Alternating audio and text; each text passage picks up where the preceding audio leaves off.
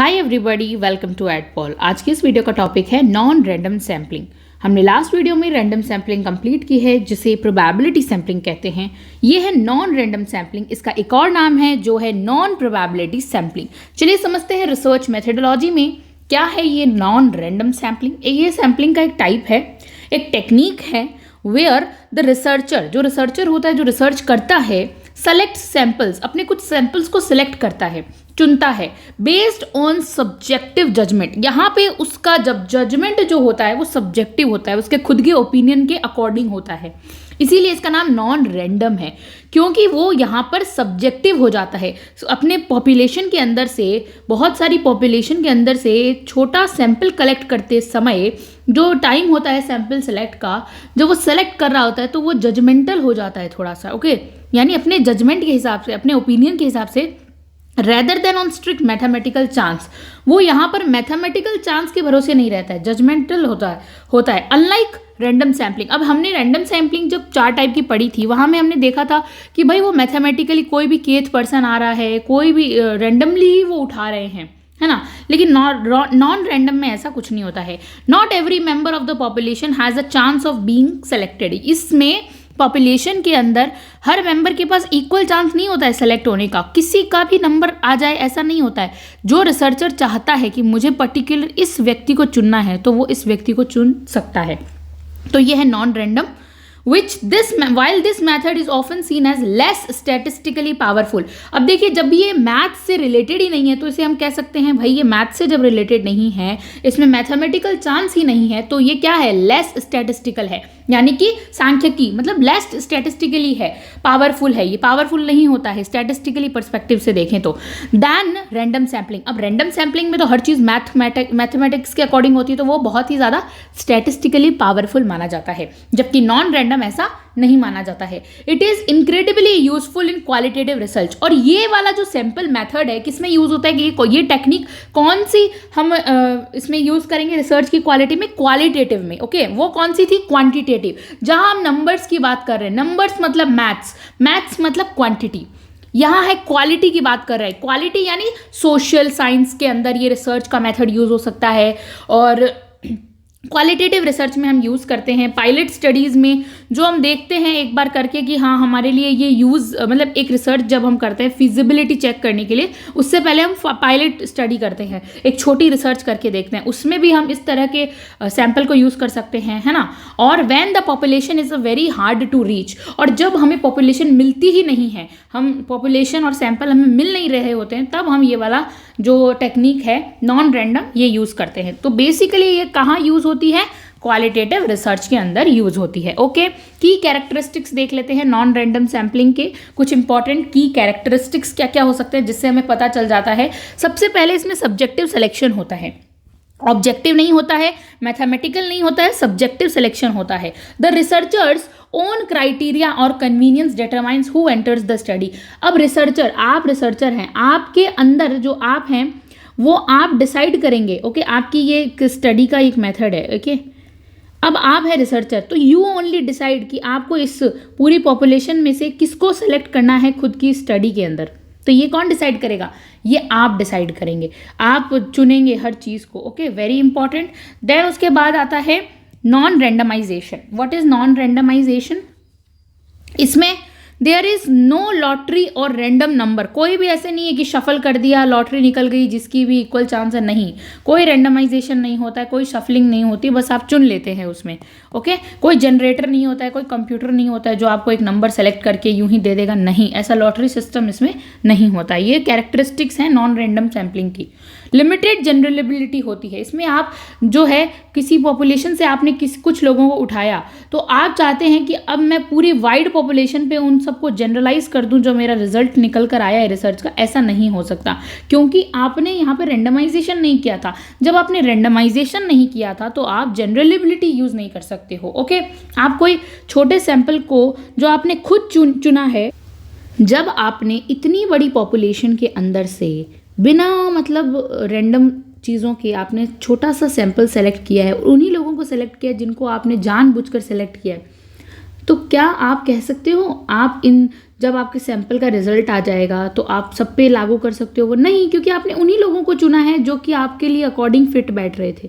हो सकता है जो लोग फिट बैठ रहे थे वो बाकी की पॉपुलेशन वाले लोगों से एकदम अलग हों, तो आप ये नहीं कह सकते कि आप सबके ऊपर ये चीज़ जनरलाइज्ड कर सकते हो। तो लिमिटेड जनरलेबिलिटी होती है बिकॉज द सैंपल में not perfectly represent the whole population.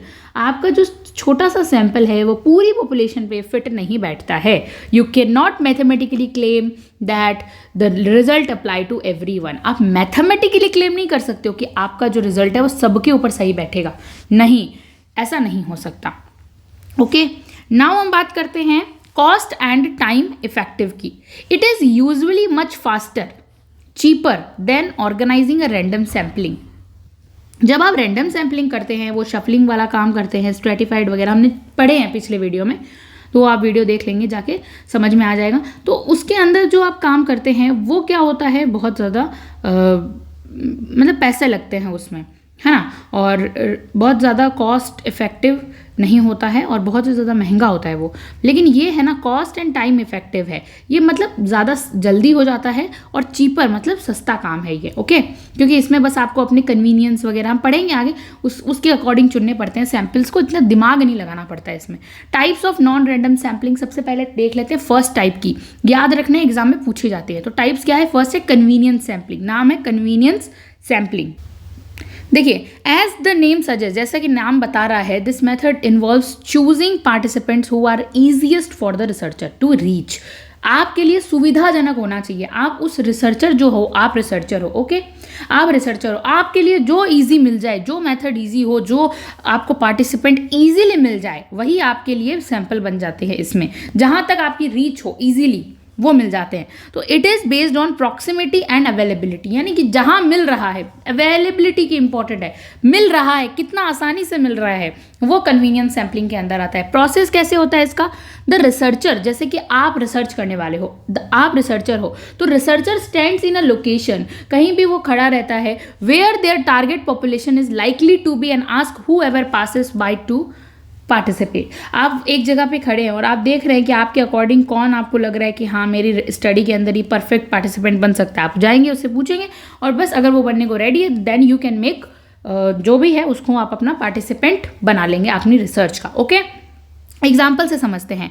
A student researching coffee habit stand outside a campus Starbucks and interviewing the first 50 people. एक कोई स्टूडेंट है, वो एक स्टारबक्स करके कोई कॉफ़ी का एक ब्रांड हम जानते हैं सभी लोग, वहाँ खड़ा है और वो 50 लोगों के, फर्स्ट 50 लोगों के इंटरव्यू लेना चाहता है, उनसे बात करना चाहता है। तो it's convenient because the people are right there, और वो भी उसके लिए सुविधाजनक होगा क्योंकि वो कॉफ़ी हैबिट्स चेक करना चाहते हैं। तो वो कहाँ जाकर जो उसे आसानी से लोग मिल जाए, तो बिल्कुल सही बात है, वो स्टारबक्स जाएगा क्योंकि वहाँ पे लोग आते रहते हैं कॉफ़ी पीने के लिए। तो वहीं पे वो जाएगा और देखेगा कि हाँ भाई उसको फर्स्ट 50 पीपल्स चाहिए होते हैं, वो कन्वीनियंट है, सुविधा मिल जाएगी उसको, because the people are right there, क्योंकि वहाँ पे पीपल रहते हैं। But it does not represent all coffee drinkers in the city. लेकिन स्टारबक्स में जाने वाले लोग, क्या ज़रूरी है पूरे सिटी में जितने भी कॉफ़ी पीते हैं उन लोगों के ऊपर आप वो जो रिजल्ट निकाल रहे हो वो अप्लाई करें? बिल्कुल नहीं, क्योंकि पूरी सिटी में कॉफ़ी पीने वाले लोग अलग हैं और आप स्टारबक्स के आगे गए हो, वहाँ से आप कुछ डेटा कलेक्ट कर रहे हो, वो चीज़ अलग होगी, डेफिनेटली अलग होगी। तो देखिए, एक इमेज से समझते हैं कन्वीनियंस सैम्पलिंग क्या है। देखिए, ये आप हैं क्योंकि आप रिसर्च कर रहे हैं और ये बहुत सारे लोग हैं, ठीक है। ये स्टारबक्स के आगे वो जो हमने पढ़ा था वो बहुत सारे लोग हैं। अब इस महाशय को टेस्ट करना है कि भाई कॉफ़ी का जो क्या है, कॉफ़ी के ऊपर क्या था हमारा सब्जेक्ट रिसर्च का, कॉफ़ी हैबिट्स देखनी थी, स्टैंड्स आउटसाइड अ कैंपस। तो इसको कॉफ़ी की हैबिट्स देखनी थी लोगों की, तो ये स्टारबक्स के शोरूम के आगे चला गया। तो इसने फर्स्ट 50 लोगों का इसे इंटरव्यू करना था, उसमें से इसे सैंपल सेलेक्ट करना था। तो इसने क्या, भाई मेरे सुविधा में यहाँ पे इतने सारे लोग मिल गए, इनसे ही पूछ लेता हूँ, इनसे डेटा ले लेता हूँ। अपनी सुविधा के अकॉर्डिंग इसने सबसे डेटा ले लिया, ठीक है। लेकिन इसने कुछ ही लोगों से पूछा है, स्टारबक्स के आगे ही गया था, तो ये अपने जो रिजल्ट निकलेगा उसको पूरी की पूरी ऑल ओवर सिटी के कॉफ़ी पीने वाले लोगों पर अप्लाई नहीं कर सकता। Very easy. नाउ अब हम पढ़ते हैं पर्पसिव सैम्पलिंग क्या होती है।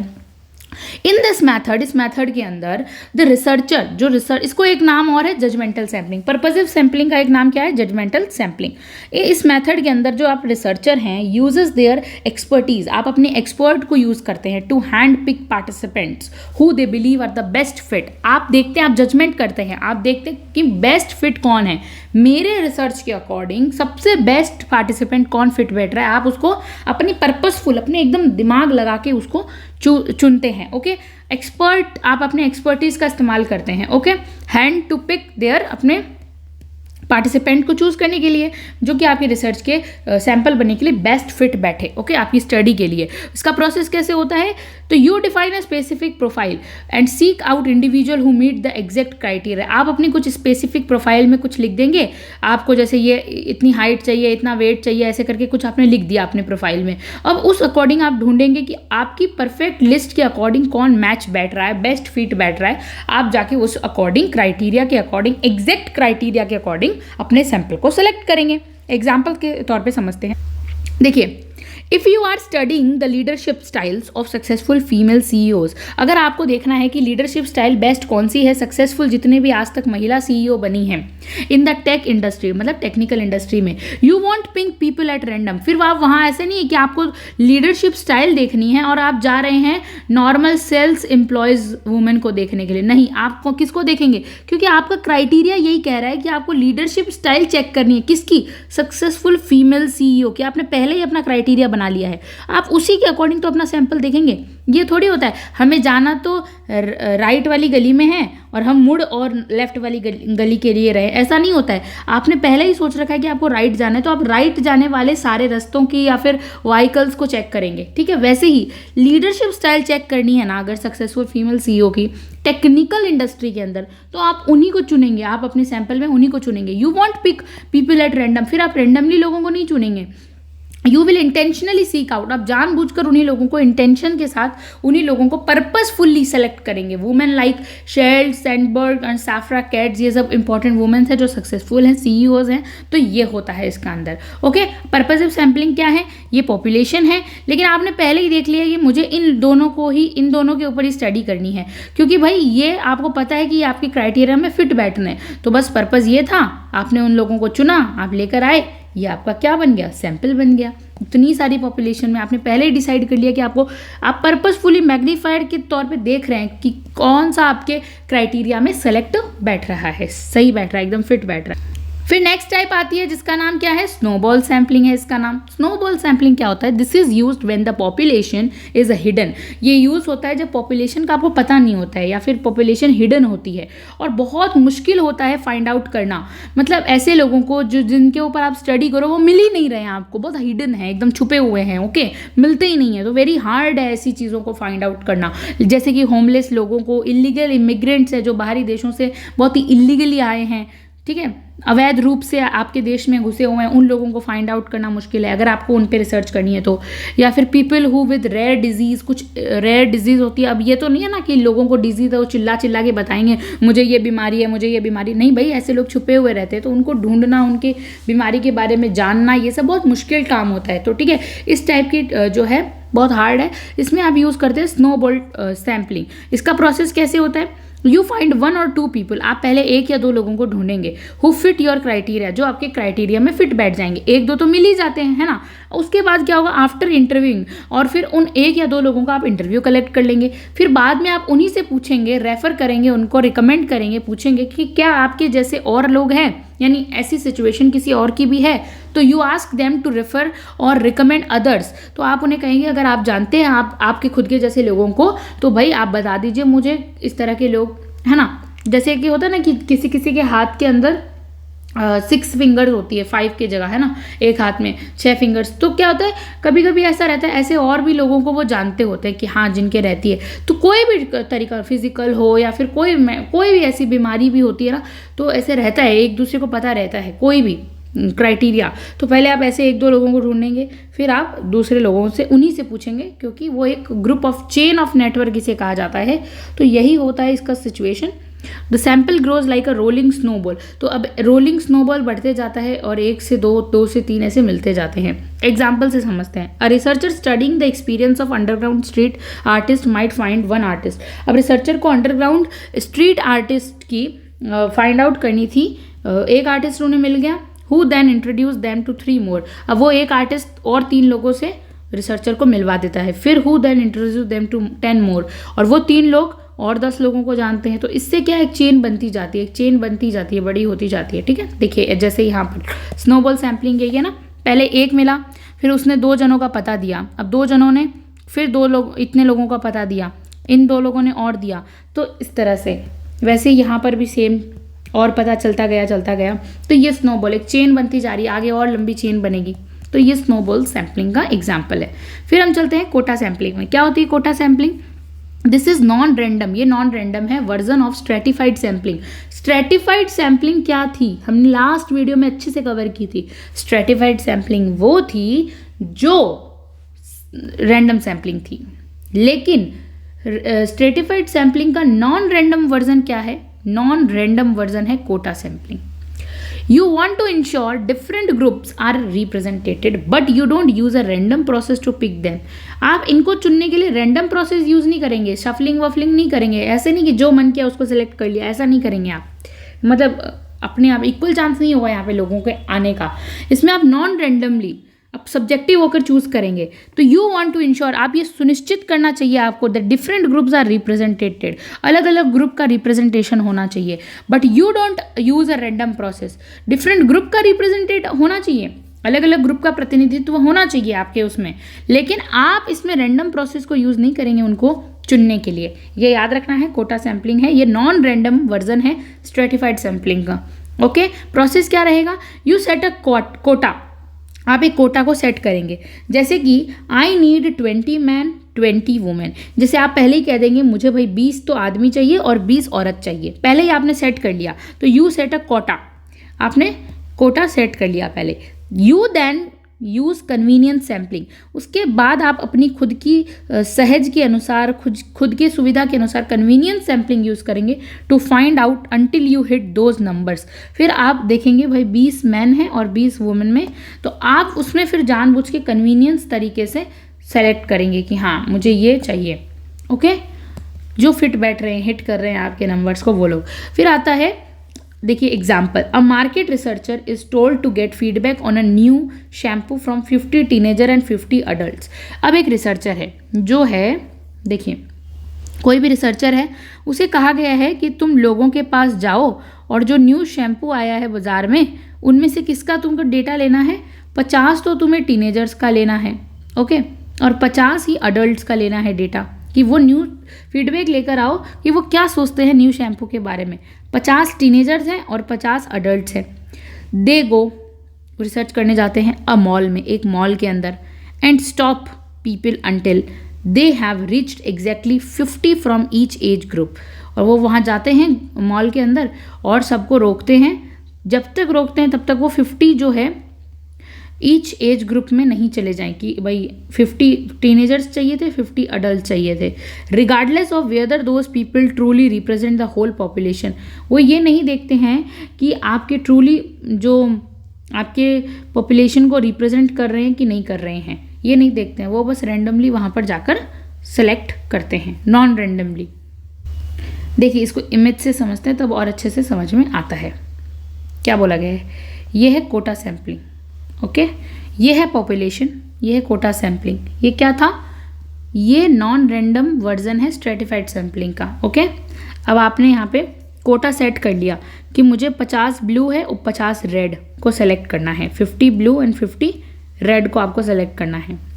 देन आपका जो सैंपल आएगा वो ऐसे होगा, आपने पहले ही डिसाइड कर लिया, तो ये आपका सैंपल आ जाता है। ओके, फिर एक और टाइप है वॉलंटरी रिस्पॉन्स सैम्पलिंग। ये क्या होता है? इन दिस केस, इस केस के अंदर द पार्टिसिपेंट चूज देमसेल्फ, वो पार्टिसिपेंट खुद ही अपने आप को अपनी इच्छा से चूज करते हैं, खुद ही चूज करते हैं। The researcher puts out a call for participants and people opt in.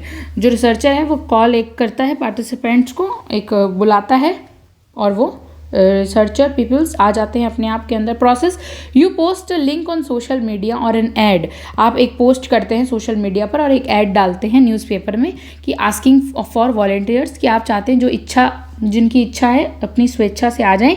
Example, a TV news shows ask viewers to go their website and vote yes and no. कोई भी टीवी न्यूज़ है, show है, वो viewers को कहता है yes और no जो है वो करना है ऑन अ न्यू लॉ। एक लॉ बनाया गया है, कानून बनाया गया है, उस पर येस या नो कि आप इस कानून से खुश हैं या नहीं हैं, येस और नो करना है। Only people who feel strongly about the topic will take the time to vote. जो पीपल बहुत ही स्ट्रांगली उस टॉपिक के बारे में जानना या फिर उस चाहते हैं तो वो जाएंगे, टाइम निकाल के वोट करेंगे, which often leads to biased result. फिर वो बायस्ड रिजल्ट भी आ सकता है क्योंकि वही लोग जाएंगे उस टॉपिक के बारे में यस करने जो उसको मान रहे होंगे, ओके, लॉ को समर्थन कर रहे होंगे। When to use non random sampling, अब हम नॉन रैंडम सैम्पलिंग कब यूज़ करते हैं? एक्सप्लोरेटरी रिसर्च के अंदर करते हैं, जब हमें पता नहीं होता है। एक्सप्लोरेटरी मतलब हमें पहले से उस चीज़ का बहुत न्यू होता है, वो हमारे लिए हमें पता नहीं होता है क्या है। तो when you are just starting, अब नई शुरुआत कर रहे होते हैं, टू अंडरस्टैंड अ टॉपिक, किसी चीज़ की या फिर कोई टॉपिक की जब एकदम नई शुरुआत कर रहे होते हैं, समझ रहे होते हैं, एक्सप्लोर कर रहे होते हैं, तब आप ये यूज़ करते हैं। And don't need a perfect statistical map yet, और उस समय जब आप कुछ नया ट्राई कर रहे होते हैं तब आपको एक स्टैटिस्टिकल मैप की ज़रूरत नहीं पड़ती, मतलब हर चीज़ मैथ के अकॉर्डिंग हो उस टाइम ज़रूरी नहीं है। क्वालिटेटिव स्टडीज़ में आप इसका यूज़ करते हैं when the goal is to get deep insights, बहुत एकदम डीप जाकर आपको किसी कहानी का पता लगाना है, तो स्टोरीज़ का पता लगाना है, तो आप ये वाला स्टडी का सैंपल यूज़ करेंगे। देन नंबर्स एंड परसेंटेज, फिर आप परसेंटेज और नंबर्स से मतलब नहीं रखेंगे। कहानी तो किसी एक व्यक्ति की भी हो सकती है ना, 2-3 लोगों की भी हो सकती है, तो उस पर आप क्वालिटेटिव स्टडी वहाँ पर जब करते हैं तो आप नॉन रैंडम सैम्पलिंग को यूज़ करते हैं। लिमिटेड रिसोर्सेज होते हैं, जब आपके पास पॉपुलेशन कम होती है, हिडन होती है, तब आप इसको यूज़ करते हैं। When you don't have the budget, जब आपके पास पैसा नहीं होता है, चीप रिसर्च है ना, हमने पढ़ा था ये थोड़ी सस्ती पड़ती है, जब आपके पास बजट नहीं है, और the data base names required a truly random sampling, तब आप ये काम करते हैं, ओके। तो हमने पढ़ा non random. Thank you so much for watching this video.